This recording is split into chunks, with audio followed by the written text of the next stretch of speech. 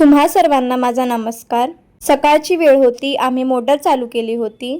आम्ही पाणी वगैरे भरून घेतलं आणि झाडांना पण पाणी ओतलं होतं। इथे प्रत्युष गावचा आनंद लुटत होता। इथे जेवणाची तयारी चालू होती आणि हे आहेत माझे मोठे मामा।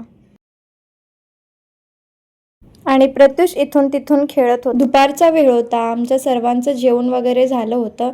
इथे माझे मोठे मामा झाडांना किडे वगैरे नाही लागायसाठी औषध लावत होते। ही सर्व झाडे आंब्याची आहेत आणि इथे कैऱ्या पण आलेत झाडावरती।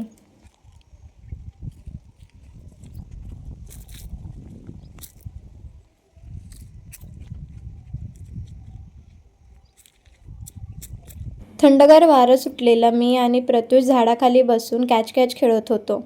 इथे हे दोघं शेळीच्या पिल्ल्यासोबत खेळत होते आणि प्रत्युष बोलत होते की टेडीबेअर सारखा आहे। इथे बघ, हा टेडीबेअर आहे। आम्ही सर्वजण एकत्र बाहेर बसून वडापाव खात होतो। आम्ही बहिणी बहिणी मिळून रात्रीच्या जेवणाच्या तयारीला लागलो। इथे आम्ही शेपूची भाजी नीट करत होतो।